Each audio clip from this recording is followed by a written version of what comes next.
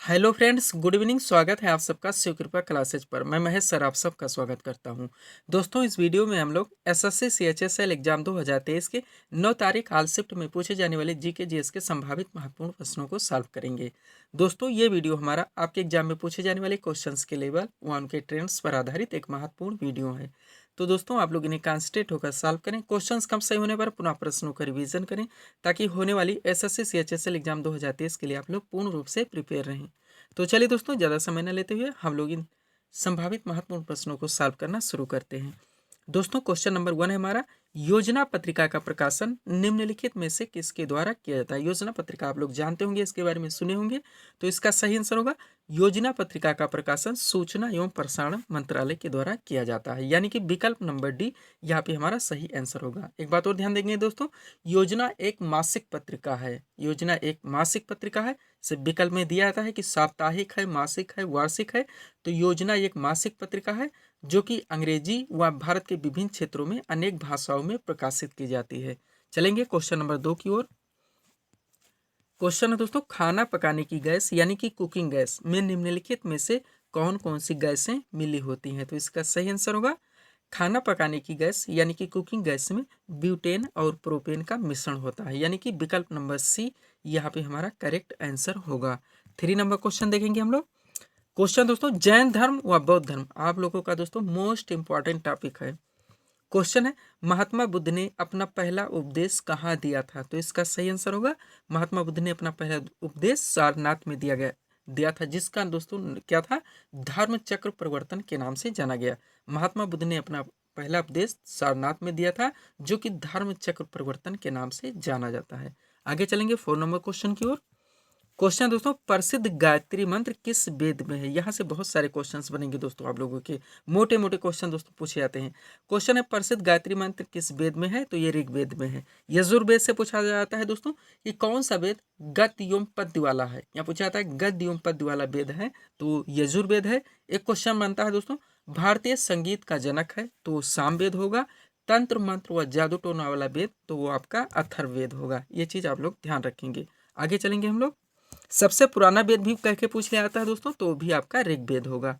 5 number question है, सोमनाथ मंदिर को किस मुस्लिम आक्रमणकारी ने लूटा। तो सही आंसर होगा दोस्तों, महमूद गजनबी ने, यानी कि विकल्प नंबर बी यहाँ पे हमारा करेक्ट आंसर होगा।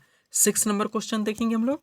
क्वेश्चन दोस्तों, प्लासी की लड़ाई किन दो पक्षों के बीच हुई थी। वेरी वेरी इंपॉर्टेंट क्वेश्चन दोस्तों, वनडे एग्जाम का फेवरेट क्वेश्चन है ये।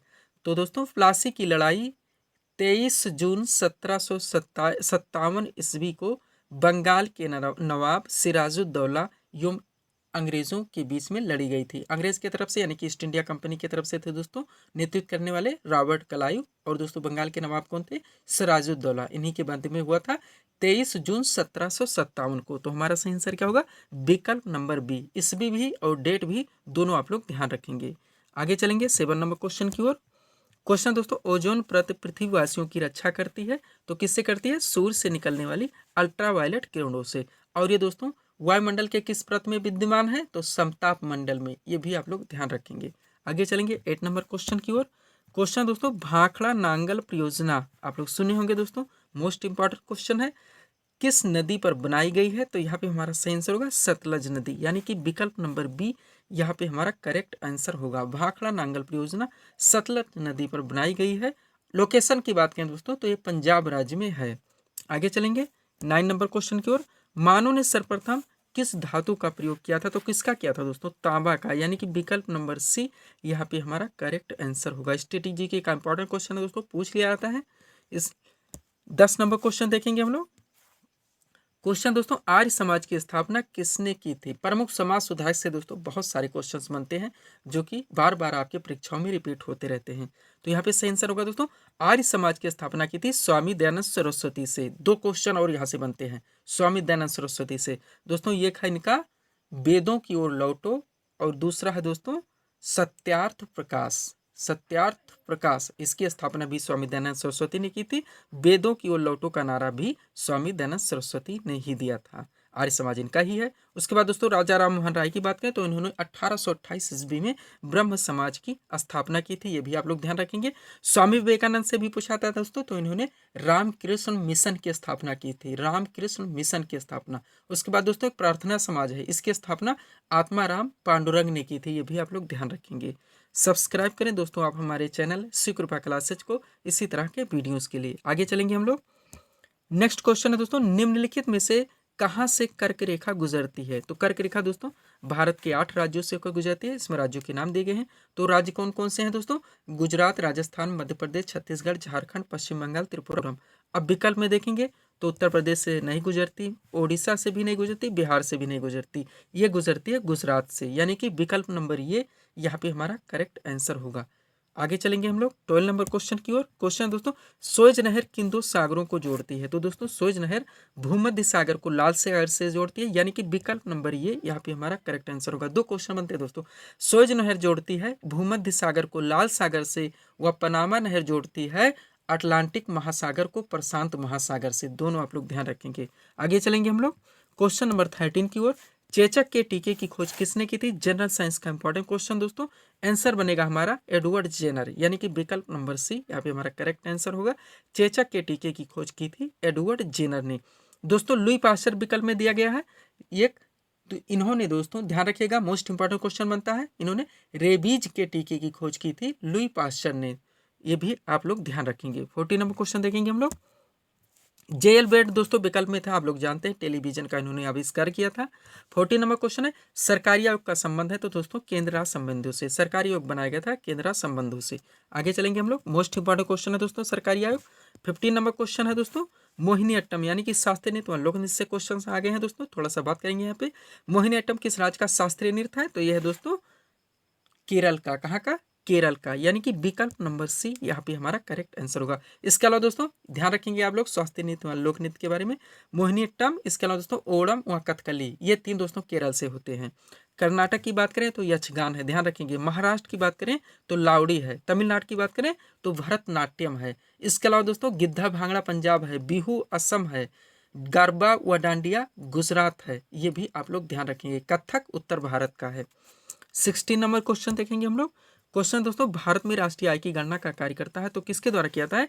केंद्रीय सांख्यिकीय संगठन के द्वारा, यानी कि विकल्प नंबर ये यहाँ पे हमारा करेक्ट आंसर होगा। राष्ट्रीय संगठन सांख्यिकीय संगठन दिया गया है दोस्तों, कंफ्यूज करने के लिए ध्यान रखेंगे आप लोग। भारत में राष्ट्रीय आय की गणना सीएसओ यानी कि केंद्रीय सांख्यिकीय संगठन के द्वारा की जाती है। 17 नंबर क्वेश्चन देखेंगे हम लोग।